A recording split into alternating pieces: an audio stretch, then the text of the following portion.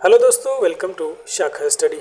दोस्तों, आज की वीडियो में हम लेकर आए हैं एमएड एंट्रेंस 2020 के में पूछे गए हिंदी के सभी प्रश्नों को यहाँ पर सॉल्व करने वाले हैं। इसलिए ये आपकी हिंदी की तीसरी मैराथन क्लास है। इससे पहले हमने 2 मैराथन क्लास में एमएड एंट्रेंस 2014 और 2015 में पूछे गए सभी 50-50 प्रश्नों को कंप्लीट किया था। और उससे पहले जो हमने डिटेल में वीडियो बनाई थी उसमें हमने 2021 और 2022 में पूछे गए सभी 50-50 प्रश्नों को हल कर लिया है।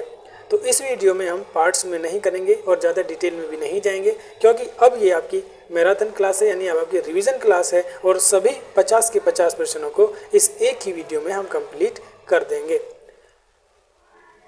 इसके बाद कुछ और प्रश्न भी हम आपके लिए लेकर आएंगे जो आपके लिए बहुत ही हेल्पफुल होने वाले हैं। ठीक है दोस्तों, तो आज की वीडियो है हमारी तीसरी मैराथन क्लास, का नाम हमने इसे दिया है। ये आपकी रिवीजन क्लास भी आप इसे कह सकते हैं। तो 2020 में कौन सी यूनिवर्सिटी का पेपर है? तो यूनिवर्सिटी का किसी का भी हो, लेकिन इम्पोर्टेंट सभी के लिए है। देखिए, एक यूनिवर्सिटी में जब ऐसे प्रश्न पूछे जा सकते हैं तो दूसरे में भी पूछे जा सकते हैं। वैसे ये जो पेपर है ये आपका चौधरी चरण सिंह यूनिवर्सिटी मेरठ का पेपर है। चौधरी चरण सिंह यूनिवर्सिटी मेरठ के पेपर मेरे लिए इसलिए पास हैं क्योंकि इस यूनिवर्सिटी में पेपर स्टूडेंट्स को मिल जाता है और बहुत सारी लगभग सभी यूनिवर्सिटीज़ में जो पेपर है वो वहीं पर जमा हो जाता है। तो सीसीएस यूनिवर्सिटी हुई आपकी, माँ शाकुंभरी यूनिवर्सिटी और जौनपुर यूनिवर्सिटी में भी पेपर आपको मिल जाता है और आपकी महात्मा गांधी काशी विद्यापीठ में भी पेपर मिल जाता है। तो आप सभी से एक रिक्वेस्ट ये है कि जिसका भी पेपर होता रहे वो एक पेपर की कॉपी हमें सेंड कर दिया करें। जिस तरह से ये पेपर अब आपके काम आ रहे हैं तो आपका जो पेपर है वो आगे आने वाले स्टूडेंट्स के काम आ सके। ठीक है, चलिए चलते हैं अपने हिंदी वाले सेक्शन पर और करते हैं आज के अपने सभी 50 प्रश्नों को। तो देखिए, हिंदी भाषा के सेक्शन पर हम यहाँ पर आ चुके हैं। खंड पहला है आपके सामने, ये रहा।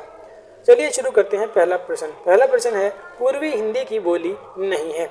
तो देखिए, हिंदी भाषा की सभी बोलियों के बारे में मैंने एक वीडियो में, यानी कि 2021 वाला जो मैंने पेपर आपको सॉल्व कराया है, उसकी पहली ही जो वीडियो है उसमें आपको इसके बारे में पूरी डिटेल मिलेगी कि कौन सी भाषा की कौन कौन सी बोलियां हैं, पूर्वी हिंदी की में कौन कौन सी आती हैं, पश्चिमी हिंदी में कौन कौन सी आती हैं, राजस्थानी, पहाड़ी, बिहारी, इन सब भाषाओं के बारे में, इनमें मतलब कौन कौन सी बोलियाँ आती हैं वो सब हमने आपको बता रखा है। तो दोस्तों, पूर्वी हिंदी की जहाँ तक बात है तो पूर्वी हिंदी में आपकी मेनली 3 बोलियाँ आती हैं। वो कौन कौन सी हैं? वह आपकी अवधी है, बघेली है और छत्तीसगढ़ी है। तो इसमें नहीं पूछा है तो नहीं में आपका बुंदेली हो जाएगा। बुंदेली आपकी बुंदेलखंड के क्षेत्र में बोली जाती है, तो ये आपकी पूर्वी हिंदी में नहीं आती है। ऑप्शन सी आपका यहाँ पर करेक्ट हो जाएगा। चलिए थोड़ी सी डिटेल में यहाँ पर आपको बता ही देता हूँ इन सभी के बारे में। देखिए, पूर्वी हिंदी के तो मैंने आपको बता दिया है कि अवधी, बघेली और छत्तीसगढ़ी। उसके बाद पश्चिमी हिंदी की अगर यहाँ पर बात करें, पश्चिमी हिंदी, तो पश्चिमी हिंदी में आपकी कौन सी आती है? खड़ी बोली आती है। खड़ी बोली को आप कौरवी भी कहते हैं। ठीक है, कौरवी। और हरियाणवी आती है। हरियाणवी को आप, इन सभी को आप लिख लें। हरियाणवी को क्या कहते हैं? बांगरू भी कहते हैं, बांगरू। उसके अलावा दक्षिणी आती है। ठीक है, मैं बोल रहा हूँ, लिखने में आप देख लें। ब्रज भाषा,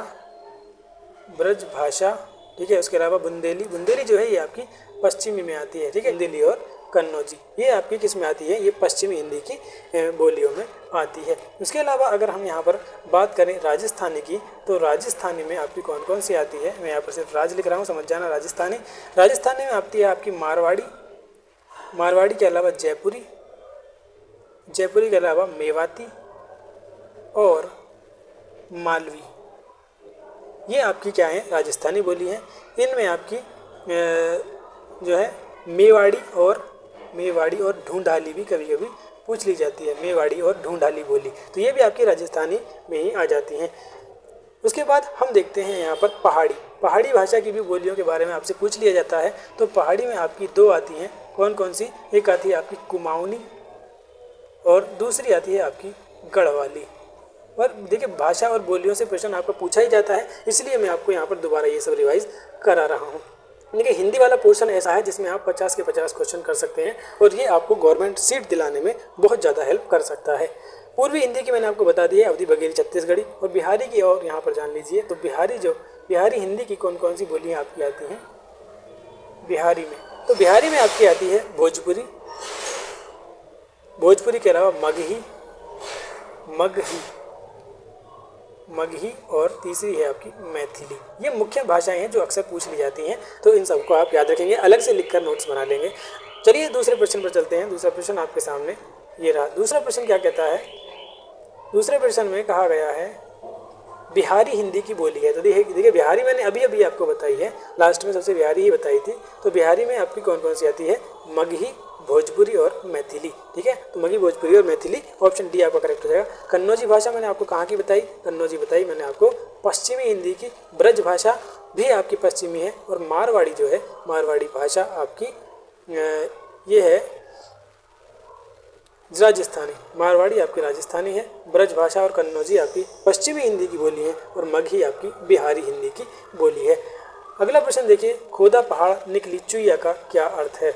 ठीक है, खोदा पहाड़ निकली चुईया आप सभी जानते होंगे, यानी बहुत ज़्यादा प्रयास, मतलब बहुत ज़्यादा परिश्रम करने के बाद भी थोड़ा सा ही उसका फल प्राप्त होना। तो बहुत प्रयत्न करने पर कम फल प्राप्त होना, ऑप्शन बी आपका करेक्ट आंसर हो जाएगा।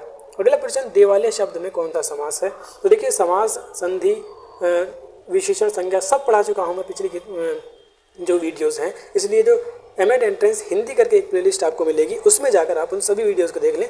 ज़्यादा बड़ी बड़ी वीडियोस नहीं है, 20-20, 22-22 मिनट की वीडियो है। स्पीड तेज करके भी आप देख सकते हैं, तो आपका काम हो जाएगा। तो देवालय, देवालय का अगर हम समास विग्रह करते हैं तो इसमें आता है आपका देव के लिए आलय। ठीक है, देव के लिए आलय। तो यहाँ पर देखिए बीच में आपको क्या दिखाई दे रहा है, यहाँ पर आपको दिख रहा है कि इसमें आपका कारक चिन्ह आ रहा है। और जिस समास में आपके कारक चिन्ह आते हैं वो आपके कौन से होते हैं, वो दोस्तों आपके तत्पुरुष समास में आ जाते हैं।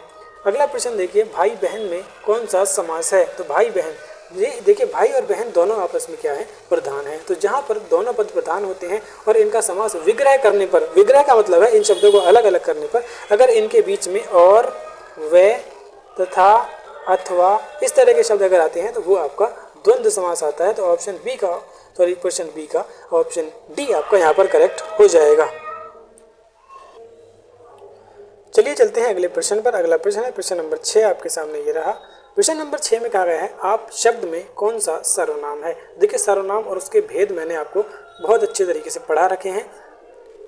पुरुषवाचक है, निजवाचक है, संबंधवाचक है या फिर निश्चयवाचक है। तो जहाँ पर आप अपने लिए शब्द का यूज होता है तो आपका निजवाचक सर्वनाम होता है। ऑप्शन बी आपका करेक्ट आंसर हो जाएगा। अगला प्रश्न देखिए प्रश्न नंबर 7, जब राजा नगर में आए तब आनंद मनाया गया, यह किस प्रकार का वाक्य है। विधानार्थक वाक्य है, निषेधवाचक वाक्य है, इच्छाबोधक है या फिर संकेतार्थक वाक्य है। जब राजा नगर में आए तब आनंद मनाया गया। तो देखिए एलिमिनेट करने की कोशिश की। निषेधात्मक होता है आपका नेगेटिव, तो यहाँ पर कुछ भी नेगेटिव नहीं है।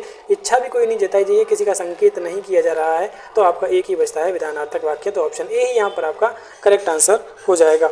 अगला प्रश्न देखिए प्रश्न नंबर 8, निम्नलिखित में तद्भव शब्द नहीं है। तत्सम और तद्भव मैंने आपको बताया था कि तत्सम क्या होता है, जो संस्कृत से उठाकर सीधा सीधा हिंदी में प्रयोग किया जाता है। और तद्भव ये है कि संस्कृत के रूप को बदलकर जब हिंदी में प्रयोग किया जाता है तो वो आपके तद्भव शब्द कहलाते हैं। तो आन, किसान, आग और वायु, तो इसमें तद्भव नहीं है ये पूछा है। तो देखिए वायु जो है, वायु आपका तत्सम है। ठीक है, वायु को क्या कहते हैं हम, हवा कहते हैं। तो हवा आपका क्या है, तद्भव है। और वायु जो है ये आपका तत्सम शब्द है। तो 8 का ऑप्शन डी करेक्ट हो जाएगा। अगला प्रश्न देखिए, निम्नलिखित में तत्सम नहीं है। अब यहाँ पर पूछा कि कौन सा तत्सम नहीं है। तो कवि आपका तत्सम है, राजा भी तत्सम है, पक्ष भी आपका यहाँ पर तत्सम है, लेकिन काज जो है ये आपका यहाँ पर तद्भव शब्द है, यानी कि तत्सम नहीं है। तो ऑप्शन डी आपका करेक्ट हो जाएगा।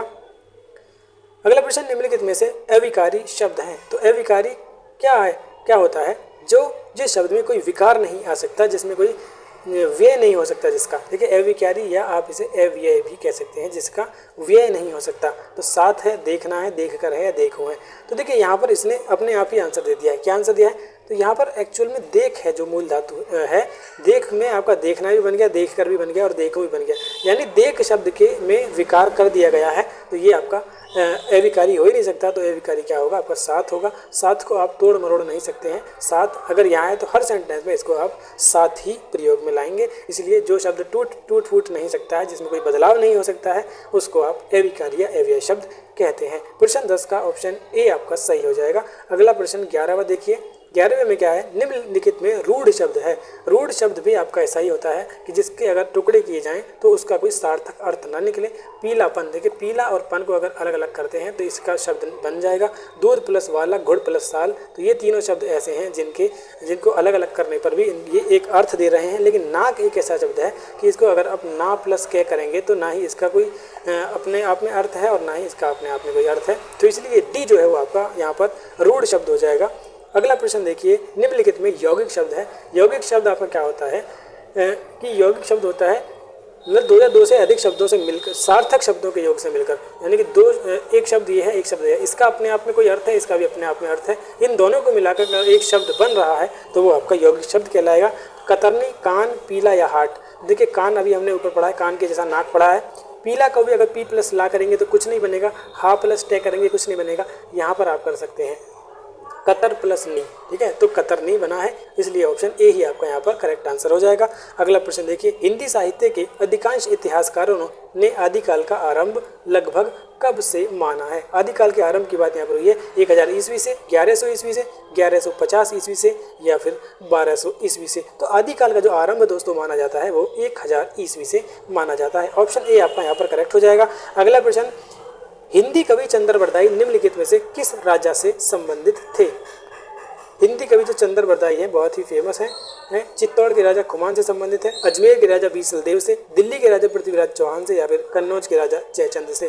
तो देखिए इनकी एक बहुत ही महत्वपूर्ण रचना है और वो बार बार पूछी जाती है और इस बार भी पूछी जा सकती है, इसलिए इसको आप याद रखें। तो चंद्रबरदाई ने क्या लिखा, जो पृथ्वीराज रासो है वो चंद्रबरदाई के द्वारा लिखा गया है। तो यहाँ से आप पता लगा सकते हैं कि ये किसके समकालीन है, ये पृथ्वीराज चौहान के ही समकालीन है। ऑप्शन सी आपका यहाँ पर करेक्ट हो जाएगा। पृथ्वीराज रासो बहुत बार पूछा जाता है कि पृथ्वीराज रासो के जो रचयिता है वो कौन है, तो वो आपके चंद्रबरदाई है। अगला प्रश्न 15वां, निम्नलिखित में से कौन सा कवि भक्त कवि नहीं है। नामदेव, रैदास, भिखारी या फिर हरिदास। तो इनमें कौन से भक्त कवि नहीं है, तो जो आपके भिखारी दास हैं वो आपके भक्त कवि नहीं है। ऑप्शन सी करेक्ट हो जाएगा। अगला प्रश्न देखिए, प्रश्न नंबर 16। प्रश्न नंबर 16, निम्नलिखित में से किस कवि को रीति मुक्त कवियों में शामिल किया जाता है। रीति मुक्त कवियों में केशवदास को, बिहारी को, चिंतामणि को या फिर घनानंद को। तो इसमें आपका ऑप्शन डी करेक्ट हो जाएगा, घनानंद को। प्रश्न नंबर 17 है, सरोज स्मृति के रचनाकार कौन है। सरोज स्मृति के रचनाकार कौन है। जयशंकर प्रसाद है, महादेवी वर्मा है, रामधारी सिंह दिनकर है या फिर सूर्यकांत त्रिपाठी निराला है। सरोज स्मृति मैंने देखिए इन सभी की आपको रचनाएं बता रखी हैं, इसलिए यहाँ पर जो आपका ऑप्शन सही होगा वो होगा Suryakant Tripathi Nirala. Option D correct हो जाएगा। अगला प्रश्न है 18वां, बाण भट्ट किसकी आत्मकथा है। बाण भट्ट की आत्मकथा उपन्यास के लेखक कौन है। हजारी प्रसाद द्विवेदी हैं, जिनेंद्र कुमार हैं, वृंदावन लाल वर्मा है या फिर भगवती चरण वर्मा है। तो बाण भट्ट की आत्मकथा के जो उपन्यास के लेखक हैं वो है हजारी प्रसाद द्विवेदी। ऑप्शन ए जो है वो आपका करेक्ट हो जाएगा। अगला प्रश्न, भारत के विभाजन से संबंधित उपन्यास नहीं है। तो भारत के विभाजन से संबंधित उपन्यास कौन से हैं, पहले अगर आपको ये पता होगी तो आप यहाँ पर उसको एलिमिनेट कर सकते हैं। तो झूठा सच जो है वो आपका विभाजन से ही संबंधित है, आधा गाँव भी आपका विभाजन से ही संबंधित है और तमस जो है ये भी आपका विभाजन से संबंधित है। तो क्या आप जानते हैं कि इनके जो लेखक हैं वो कौन है उपन्यासों के। चलिए मैं आपको बता देता हूँ। झूठा सच जो है वो लिखा है आपका यशपाल ने। आधा गांव किसने लिखा है, आधा गांव लिखा है आपका राही मासूम रजा ने। और तमस के लेखक कौन है, तमस लिखा है आपका भीष्म साहनी ने। और जो चौथा है धरती धन्य अपना, ये लिखा है जगदीश चंद्र माथुर ने। तो इनमें पूछा है भारत के विभाजन से संबंधित कौन सा नहीं है, तो ऑप्शन डी जो है वो आपका करेक्ट हो जाएगा। धरती धन्य अपना जगदीश चंद्र माथुर का जो उपन्यास है ये विभाजन से संबंधित नहीं है। अगला प्रश्न, प्रश्न नंबर 20, किस पदबंध के में कर्ण कारक नहीं है। तो कर्ण कारक की पहचान क्या होती है, मैंने आपको बताया था, कर्ता ने कर्म को कर्ण से, तो से कारक चिन्ह आना चाहिए। तो देखिए कौन से हैं, नाक से, पैरों से, दर्शन से, लखनऊ से। अब यहाँ पर सब में से आया है, तो अगर आप सिर्फ और सिर्फ जो इसके कारक चिन्ह को देखते हैं तो फिर आप यहाँ पर इसका आंसर देने में आपको कठिनाई हो सकती है। लेकिन यहाँ पर सेंटेंस को समझने की कोशिश करेंगे कि कौन सा सेंटेंस 3 से अलग है। तो नाक से सांस लेते हैं, ठीक है, ये एक सिंपल सी क्रिया है। पैरों से चलते हैं, ये भी। आपके दर्शन से लाभ हुआ, और राहुल लखनऊ से आया है। अब देखिए यहाँ पर सबसे अलग जो सेंटेंस दिख रहा है वो कौन सा है, आपको डी दिख रहा है। तो राहुल लखनऊ में था और लखनऊ से आया है, यानी लखनऊ से वो अलग हुआ है। और जहाँ पर अलग होने की बात होती है वहाँ पर आपका अपादान कारक होता है। इसलिए जो ऑप्शन डी है उसमें आपका कर्ण कारक नहीं है, उसमें आपका अपादान कारक है। तो अपादान कारक का उदाहरण होने की वजह से इसका जो आंसर होगा वो डी ही हो जाएगा। अगला प्रश्न देखिए, प्रश्न नंबर 21, हिंदी में व्यंजनों की संख्या कितनी है। तो वर्ण विचार जब मैंने आपको पढ़ाया था तो एक एक चीज़ पूरा जो वर्ण विचार है उसके बारे में एक चीज़ आपको यहाँ पर मैंने बताई। तो हिंदी में जो व्यंजनों की संख्या दोस्तों वो कितनी है, तो वो है टोटल आपकी 33। हिंदी में कुल कितने हिंदी वर्णमाला में कुल कितने अक्षर हैं और मतलब कौन से अक्षर कौन कौन से व्यंजन होते हैं और कौन कौन से आपके मैंने मतलब सारी चीज़ें आपको बता रखी थी। जैसे हिंदी में यहाँ पर पूछा है कि व्यंजनों की संख्या कितनी है, तो इनमें कुछ आपके स्पर्श व्यंजन होते हैं, कुछ आपके संयुक्त वर्ण होते हैं और उसमें कुछ आपके अंतःस्थ व्यंजन होते हैं, कुछ ऊष्म व्यंजन होते हैं। सबके बारे में मैंने आपको यहाँ पर बताया था। तो देखिए, अगर यहाँ पर व्यंजन का पूछा है तो टोटल व्यंजन होते हैं आपके 33। अगर आपसे स्वर पूछ ले कि स्वर कितने होते हैं हिंदी भाषा में, तो आपके 11 होते हैं। उसके अलावा अगर आपसे पूछे कि स्पर्श व्यंजन कितने होते हैं, स्पर्श व्यंजन आपके 25 होते हैं, ठीक है। और 25 ये कैसे होते हैं, तो इनके टोटल 5 वर्ग होते हैं। हर वर्ग में आपके 5-5 अक्षर आते हैं। एक वर्ग होता है आपका क वर्ग, एक होता है आपका च वर्ग, एक होता है ट वर्ग, एक होता है त वर्ग और एक होता है प वर्ग का चट तप, ठीक है। क में आपका क घने, च जने, त डने, त दने और प में ये आपके 25 जो है ये आपके स्पर्श व्यंजन कहलाते हैं। और इसके अलावा अगर यहाँ पर देखा जाए तो आपके 4 ऊष्म व्यंजन होते हैं जो श और है होते हैं। ये मैंने उसमें सब आपको डिटेल में बता रखा है। ये रे लेवे जो है आपके ये आपके अंतःस्थ व्यंजन होते हैं। तो इस तरह से आपके 25 और 8 कितने हो गए, ये 25 और 8 33 यहाँ पर व्यंजन हो जाते हैं, ठीक है। 25 तो आपके ये हो गए श और है, ये आपके ऊष्म व्यंजन है। और उसके अलावा ये रे ले वे, ये 4 जो है ये आपके अंतःस्थ व्यंजन है। इस तरह से टोटल आपके 33 व्यंजन यहाँ पर हो जाते हैं।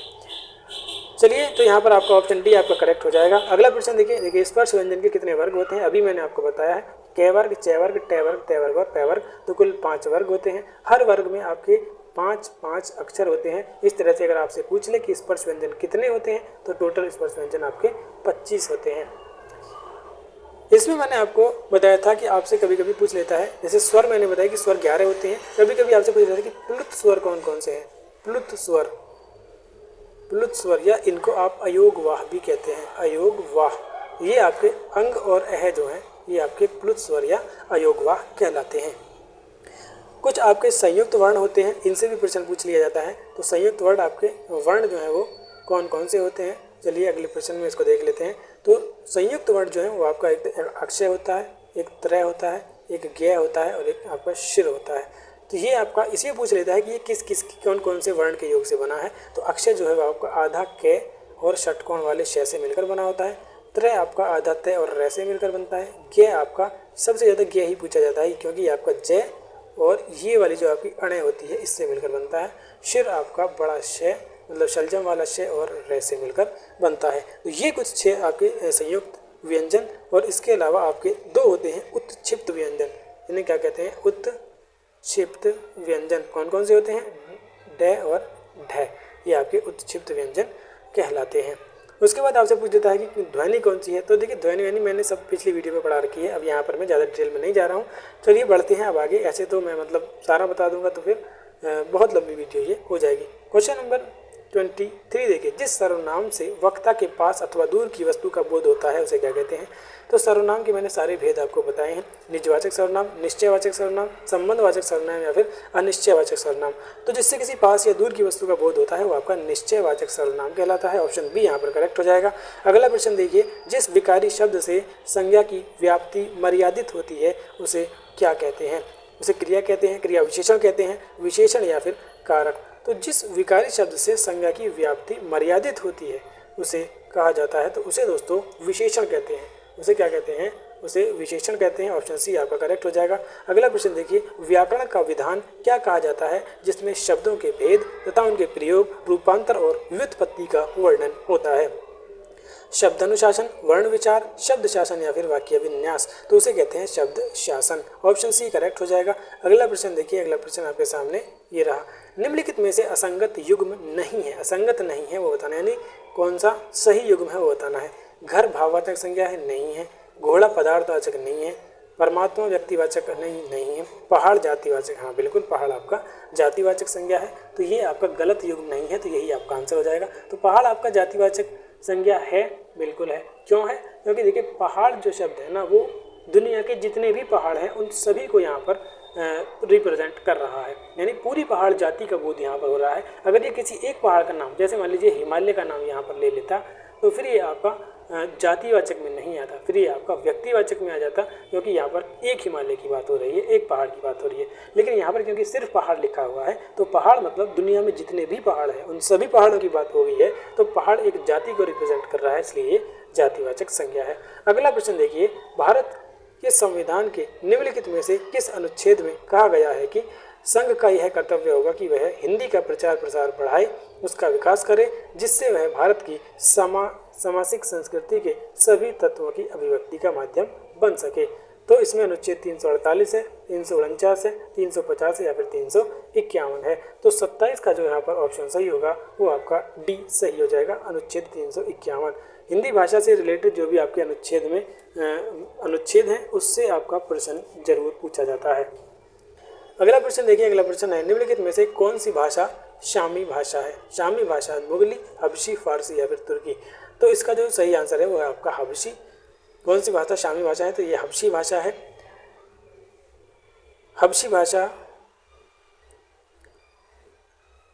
हबशी का मतलब क्या होता है? देखिए, हबशी का मतलब होता है जो मतलब अफ्रीका की साइड में लोग बहुत ही मतलब बदसूरत और काले बड़े बड़े होठों वाले होते हैं, तो उन लोगों को हबशी कहा जाता है। वैसे अब इस शब्द पर प्रतिबंध लग चुका है, यानी कि आप इस शब्द को प्रयोग नहीं कर सकते हैं किसी व्यक्ति विशेष के लिए जो आपको थोड़ा सा मतलब बदसूरत या कैसा भी दिखाई देता है, वरना आपको इसके लिए दंडनीय सजा हो सकती है, क्योंकि ये यहाँ पर इसमें लिखा हुआ है और इसका आंसर भी यही है। तो यहाँ पर हमें ये पढ़ाई में तो पढ़ना पड़ेगा। ऑप्शन बी इसका यहाँ पर करेक्ट आंसर हो जाएगा। 29 देखिए, लालटेन किस भाषा का शब्द है? अंग्रेजी का, फारसी का, हिंदी का या फिर उर्दू का? तो लालटेन देखिए आपका अंग्रेजी का है। एक्चुअल में इसकी जो स्पेलिंग होती है वो लैंटर्न होती है, आपने पढ़ा भी होगा। तो लैंटर्न से लालटेन हम बोल देते हैं हिंदी में। प्रश्न नंबर 30, गल्प किस भाषा का शब्द है? तो गल्प मराठी का है, बंगला का है, हिंदी का है, उर्दू का है? तो गल्प जो है दोस्तों वो आपका बांग्ला भाषा का शब्द है। ऑप्शन ए यहाँ पर करेक्ट आंसर हो जाएगा। अगला प्रश्न देखिए, अगला प्रश्न है 31। तो 31 प्रश्न में ओष्ठ से उच्चरित होने वाला वर्ण कौन सा है? यानी जो होठों से बोला जाता है, थ है, त है, ग है या फिर भ है? तो इसका भी मैंने डिटेल में वीडियो बना रखा है, तो चलिए एक बार फिर रिवाइज करा देता हूँ। देखिए, आपके जो स्पर्श व्यंजन होते हैं क, च, ट, त, प, ठीक है। तो ये पूरा मतलब ये पूरे वर्ग की बात कर रहा हूँ मैं यहाँ पर। क ख ग घ, च छ ज झ, त ठ ठ ढ ढ, त थ द ध न और प फ ब भ म, ये जितने भी हैं तो इनके बोलने के अलग अलग स्थान हैं। क जो है वो आपका क वर्ग अब आपका कंठ से बोला जाता है, यानी कि कंठ मतलब गले से बोला जाता है। च वर्ग जो है वो आपका तालू से बोला जाता है। ट वर्ग आपका मूर्धा से बोला जाता है और त वर्ग आपका दंत से बोला जाता है और प वर्ग जो है वो आपका ओष्ठ से बोला जाता है, होठों से। तो प में आपके कौन कौन से आते हैं? प, फ, ब, भ, म। तो यहाँ पर देखिए आपको भ दिखाई दे रहा है, तो ये ही आपका ओष्ठ से पूछा है, तो ओष्ठ से आपका प वर्ग है, तो प वर्ग में आपका ये सब आ जाएगा। चलिए चलते हैं। अब देखिए यहाँ पर अगला प्रश्न क्या है? अघोष वर्ण कौन सा है? देखिए, वर्ण दो वर्णों के और भी प्रकार होते हैं, घोष और अघोष। तो घोष और अघोष का मतलब क्या होता है? घोष को आप सघोष भी कह सकते हैं। अघोष एक होता है और दूसरा होता है घोष, घोष या सघोष। इसको मतलब दोनों तरह से ही बोल लिया जाता है। तो आपके जो घोष हैं वो कौन कौन से हैं? मतलब कौन कौन सा जो वर्ग है वो आपका अघोष या घोष में आता है, उसको अब यहाँ पर देखते हैं। ये जो आपका टेबल है इस पर थोड़ा सा गौर कीजिए। ये सारे के सारे आपके स्पर्श व्यंजन हैं। ये आपका क वर्ग है, ये आपका च वर्ग है, ये आपका ट वर्ग है, ये त है और ये प वर्ग है। तो ये सारे के सारे आपके स्पर्श व्यंजन हैं और इनकी संख्या टोटल 25 होती है। अब इसमें हमें पता करना है कि घोष और अघोष क्या होते हैं। तो जो आपके देखिए, एक तो ये वाला कॉलम और एक ये वाला कॉलम, यानी पहले दो जो हैं उन्हें कहते हैं अघोष, उन्हें कहते हैं अघोष वर्ण, ठीक है, अघोष वर्ण। और जो बाकी बचे हुए तीन हैं उनको कहते हैं घोष या सघोष, घोष वर्ण या सघोष वर्ण, ठीक है। तो इनको भी आप याद रखेंगे। हमसे पूछा है प्रश्न में कि कौन सा उसमें अघोष है, तो अघोष आप यहाँ पर याद रखेंगे कि आपका जो पहला है क च ट त प, और क के बाद ख, च के बाद छ, ट के बाद ठ, त के बाद थ और प के बाद फ। ये यानी कि हर वर्ण के पहले दो जो मतलब हर ग्रुप के हर वर्ग के जो पहले दो हैं वो आपके अघोष होते हैं, जो बाद के तीन हैं वो आपके सघोष वर्ण कहलाते हैं। तो आइए अब देखते हैं कि हमसे वहाँ पर क्या पूछा गया है। तो यहाँ पर देखते हैं कि हमसे यहाँ पर क्या पूछा गया, अघोष पूछा है।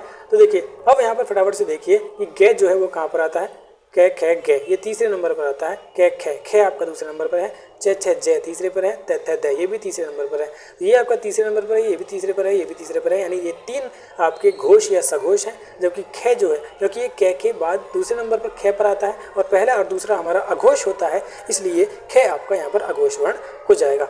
चलिए अब यहाँ पर महाप्राण और अल्प प्राण भी होते हैं। अब देखिए जो हमने अभी आपको बताया है घोष और अघोष, उसमें थोड़ा सा और अभी आप बताना है। तो चलिए एक बार फिर से वहीं पर चलते हैं। ये देखिए आपका टेबल है पूरा। तो इस टेबल में हमने आपको बताया कि जो पहली जो 2 कॉलम है, पहला ये कॉलम और ये कॉलम, ये आपका क्या है, अघोष है, और जो आपके लास्ट के 3 हैं वो आपके सघोष हैं। इसके अलावा इसमें कुछ और भी आते हैं। इन दोनों के अलावा इसमें क्या क्या आते हैं, आपका शय, देखिए इसमें आपका क्या आता है, शय, शय और शय, यानी कि तीनों शय जो हैं वो भी आपके अघोष ही कहलाते हैं।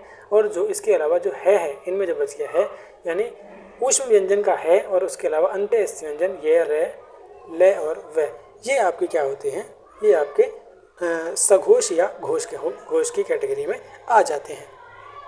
उसके अलावा कुछ आपके अल्प प्राण और महाप्राण होते हैं। तो अल्प प्राण कौन से होते हैं और महाप्राण कौन से होते हैं।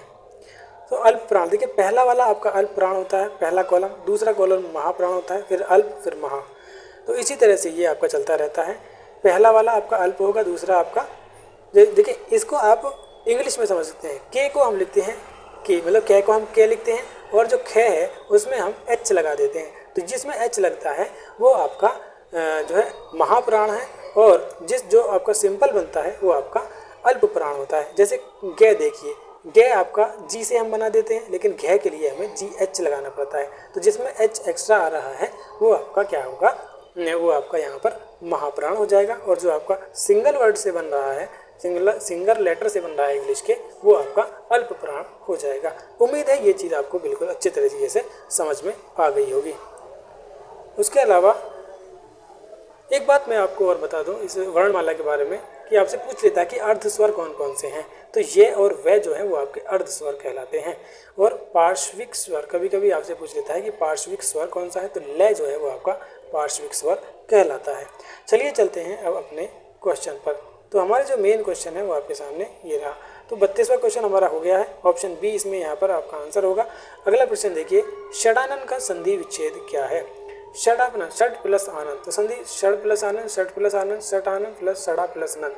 तो इसका जो सही संधि विच्छेद होगा वो आपका षट प्लस आनंद हो जाएगा। ऑप्शन सी करेक्ट हो जाएगा। और अगर आपसे पूछ ले कि यहाँ पर कौन सी संधि है, तो यहाँ पर आपकी व्यंजन संधि होगी। स्वर संधि में क्या होता है, दोनों स्वर का मेल होता है, लेकिन यहाँ पर स्वर नहीं है, ए आपका ये आधा है, यानी इसमें से ए को भी हटा दिया गया है। चलते हैं अगले प्रश्न पर, कवीश्वर का संधि विच्छेद क्या होगा। तो कवीश्वर कवि प्लस ईश्वर के मेल से बनता है। तो कवि प्लस ईश्वर, कवि प्लस ईश्वर, कवि ईश्वर या कवीश्वर। तो ऑप्शन बी जो है कवि प्लस ईश्वर, ये आपका यहाँ पर इसका सही संधि विच्छेद हो जाएगा। और अगर आपसे पूछे कि यहाँ पर कौन सी संधि है, तो यहाँ पर आपकी दीर्घ संधि हो जाएगी। ऑप्शन बी करेक्ट हो जाएगा। अगला प्रश्न, प्रश्न नंबर 35, निम्नलिखित में से कौन सा शब्द व्यक्तिवाचक संज्ञा का शब्द नहीं है। राम, राम किसी एक व्यक्ति का नाम है, तो मतलब ये व्यक्तिवाचक है। काशी एक शहर का नाम है, तो यहाँ पर ये व्यक्तिवाचक है। समझ, समझ यहाँ पर ये व्यक्तिवाचक नहीं है। गंगा एक नदी का नाम है, तो यहाँ पर ये व्यक्तिवाचक संज्ञा हो जाएगा। उम्मीद है कि अब आपको ये बात समझ में आ गई होगी। जैसे वहाँ पर पहाड़ लिखा हुआ था वो जातिवाचक था, ऐसे ही अगर यहाँ पर नदी लिखा होता तो ये भी आपका जातिवाचक हो जाता, क्योंकि यहाँ पर सभी नदियों की बात हो जाती, लेकिन यहाँ एक पर्टिकुलर नदी गंगा नदी की बात हुई है, तो ये आपका व्यक्तिवाचक संज्ञा है। समझ जो है वो आपका व्यक्तिवाचक संज्ञा नहीं है। समझ में हो जो है ये आपका भाववाचक संज्ञा में आ जाएगा। तो ऑप्शन सी आपका इसलिए यहाँ पर करेक्ट हो जाएगा। अगला प्रश्न देखिए, अगला प्रश्न आपके सामने ये रहा, प्रश्न नंबर 36, निम्नलिखित में से गलत कथन को छांटिए। गलत कथन को छांटना है। संज्ञा के बदले आने वाले शब्द सर्वनाम कहलाते हैं, बिल्कुल सही है। क्रिया से नामार्थक शब्दों का संबंध सूचित करने वाले शब्द संबंध सूचक कहलाते हैं, ये भी बात बिल्कुल ठीक है। दो शब्दों या वाक्यों को मिलाने वाले शब्द समुच्चयबोधक कहलाते हैं, ये भी ठीक है। तो एक बचा वही आपका गलत हो जाएगा, यानी वही आपका आंसर हो जाएगा। तो वस्तुओं के विषय में विधान करने वाले शब्द विशेषण कहलाते हैं। विधान करने वाले शब्द विशेषण नहीं कहलाते, विशेषता बताने वाले शब्द विशेषण कहलाते हैं। तो ऑप्शन डी ही आपका यहाँ पर गलत है, यानी यही सही आंसर है। निम्नलिखित में विकारी शब्द नहीं है। विकारी नहीं है मतलब अविकारी है, यानी जिसमें विकार नहीं हो सकता है। विकारी वो होते हैं जिनमें मतलब वचन या कारक या जो है वचन कारक और उनका जो मतलब भेद के आधार पर उनमें परिवर्तन हो सकता है, और अविकारी वो होते हैं जिनमें कोई भी परिवर्तन नहीं हो सकता। लड़का, क्या लड़के में परिवर्तन हो सकता है? लड़का में आप लड़के कर सकते हैं, लड़कों कर सकते हैं, तो इसका हो जाएगा अचानक। लड़के, देखा लड़के का, लड़का का लड़के पहले ही कर दिया। देखा, देख का हमने अभी ऊपर ही देखा था, देखा, देख कर, देखना, तो इसमें भी आपका विकार हो सकता है। लेकिन अचानक एक अच्छा शब्द है, अचानक को जहाँ आप यूज करेंगे सिर्फ अचानक ही यूज कर सकते हैं। इसको आप अचा प्लस नक भी नहीं लिख सकते, क्योंकि इसका कोई अर्थ नहीं है।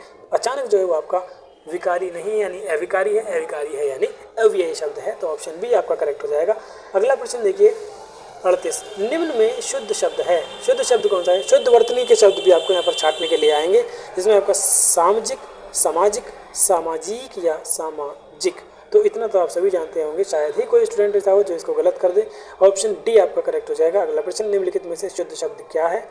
राष्ट्रीय, राष्ट्रीय, राष्ट्रीय या फिर राष्ट्रीय, तो सही आंसर आपका क्या होगा?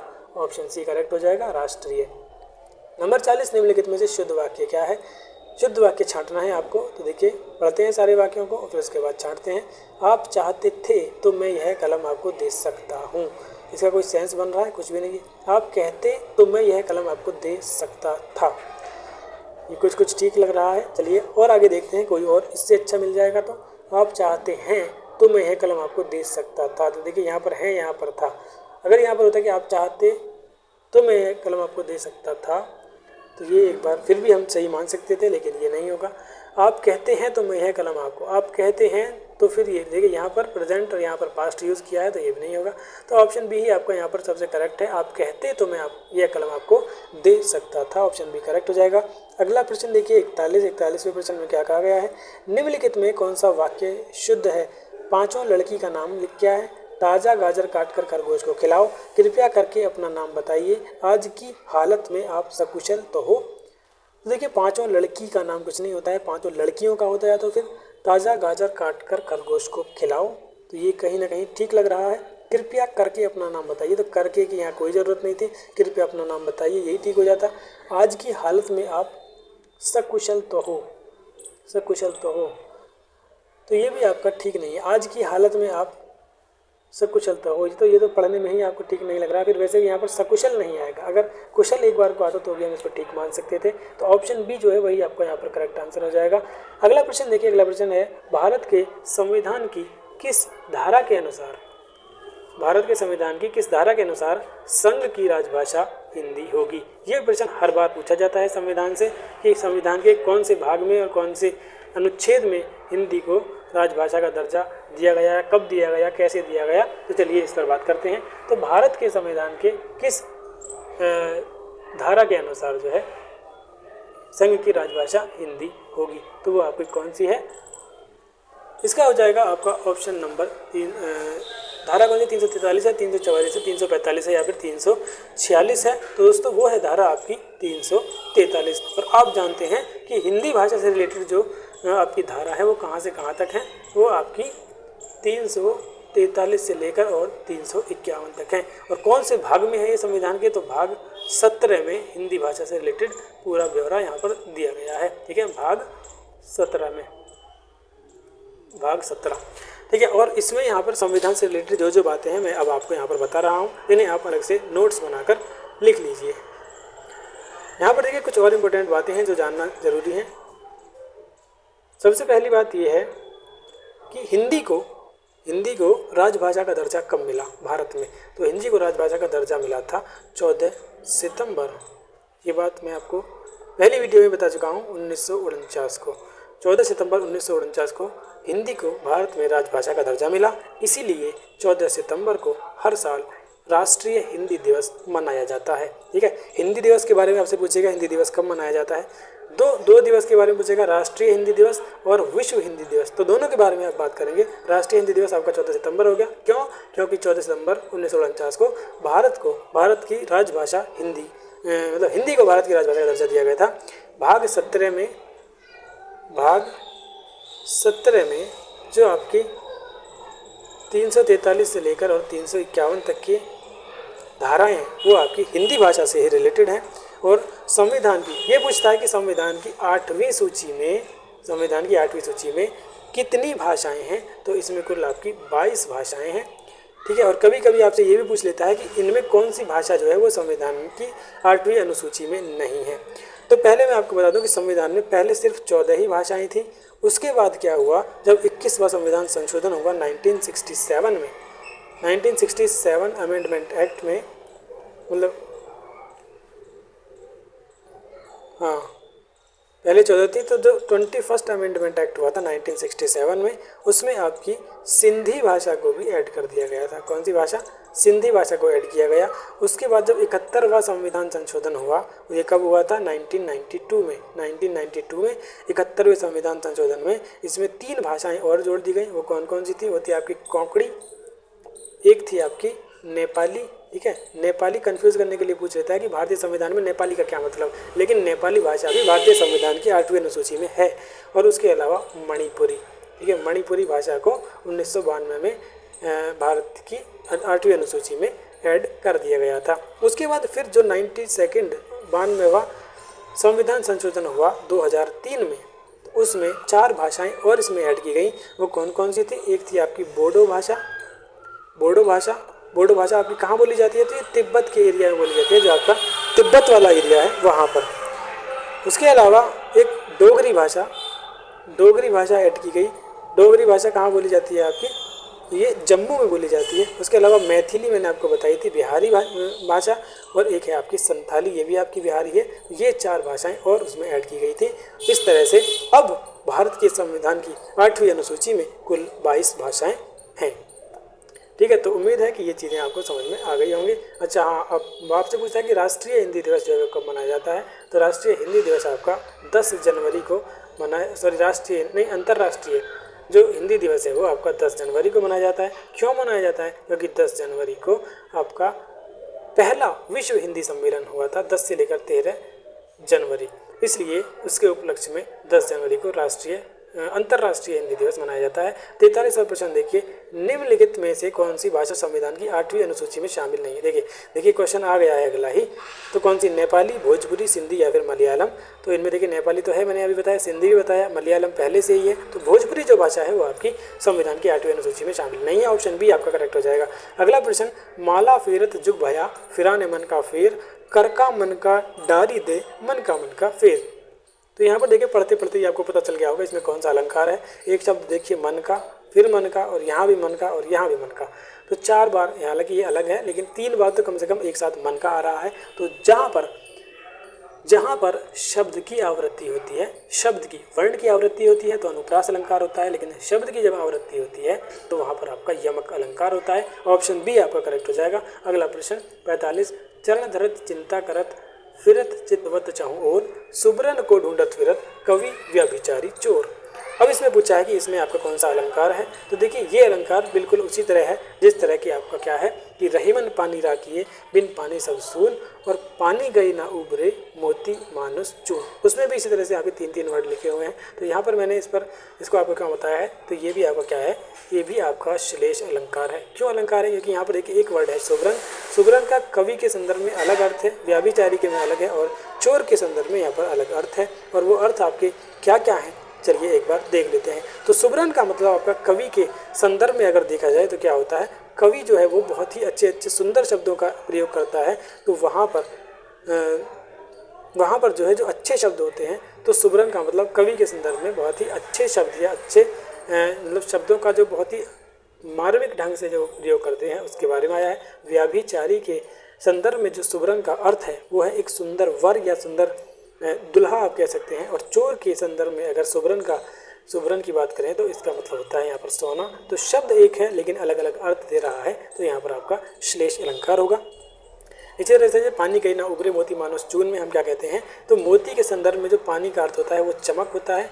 मानुस के संदर्भ में जो पानी का अर्थ होता है वो उसका सम्मान या उसकी इज्जत होता है, और चूने के संदर्भ में सिंपल पानी ही उसका अर्थ यहाँ पर होता है। तो यहाँ पर भी आपका श्लेष अलंकार होता है। चलिए चलते हैं क्वेश्चन नंबर 46, अपने पैरों पर खड़ा होना, मुहावरे से क्या आशय है।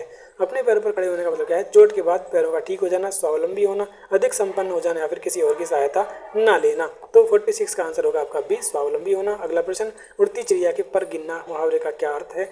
चिड़िया किस दिशा में जा रही है? देखिए लिटरल मीनिंग कभी भी सही नहीं होता है। लिटरल मीनिंग का मतलब है जो शब्द उसमें दिए हुए हैं उन्हीं शब्दों को प्रयोग करके अगर उसका अर्थ दिया जा रहा है तो वो कभी भी उसका आंसर नहीं होगा। जैसे ही चिड़िया, देखिए चिड़िया आ गया, नहीं होगा। पक्षियों की बात नहीं होगा, एक ही बचा है, यही हो जाएगा। रहस्य की बात दूर से जान लेना होता है उड़ती चिड़िया के पर गिन लेना। अंधेरी नगरी चौपट राजा टके शेर बाजी टके शेर खा जाओ। आपने तीसरी चौथी क्लास में ये आपको पढ़ा होगा चैप्टर में भी। लोकोक्ति का आशय क्या है? अन्याय राजा को भी अन्याय बना देता है। अंधेरी नगरी का देखिए फिर अंधेरी नगरी आ गया तो नहीं होगा।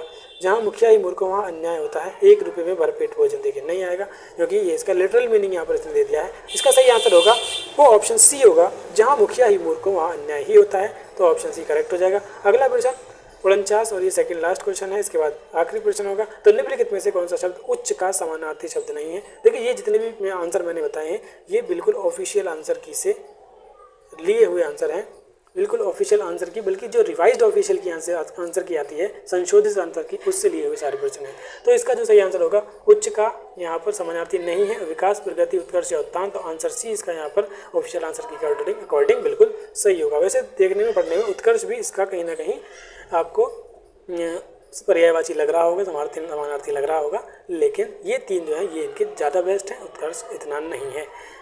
अगला प्रश्न और आखिरी प्रश्न आज की वीडियो का, निम्नलिखित में से कौन सा शब्द प्रतिकूल का विपरीतार्थक है? प्रतिकूल का विलोम बताना है। अनुसार है, अनुकूल है, सुकूल है या फिर कूल है? तो देखिए अनुकूल का प्रतिकूल होता है तो प्रतिकूल का अनुकूल होगा, विलोम शब्द, इसलिए ऑप्शन बी जो है वो आपका यहाँ पर करेक्ट आंसर हो जाएगा। ठीक है दोस्तों, तो आज की मैराथन क्लास में हमने सभी 50 प्रश्न कर लिए हैं जो आपके 2020 के एमएड एंट्रेंस एग्जाम में पूछे गए थे। ठीक है, उम्मीद है आपको ये सभी प्रश्न अच्छे तरीके से समझ में आ गए होंगे। यदि किसी प्रश्न में आपको अभी भी डाउट है तो आप कमेंट में बता सकते हैं, या कोई प्रश्न आपको गलत लग रहा है तो आप उसको भी कमेंट में बता सकते हैं, जिससे कि हम चेक करके उसको फिर से आपके सामने रख सकें। ठीक है दोस्तों, तो चलिए इस तरह से ये तीसरी मैराथन क्लास थी आज हमारी, जिसमें हमने सभी प्रश्नों को बहुत ही अच्छे तरीके से कंप्लीट कर लिया है। वीडियो अच्छी लगे तो हमें मोटिवेट करने के लिए वीडियो को एक छोटा सा लाइक और अपने फ्रेंड्स के साथ शेयर कर दीजिए। मिलते हैं नेक्स्ट वीडियो में कुछ और प्रश्नों के साथ, तब तक के लिए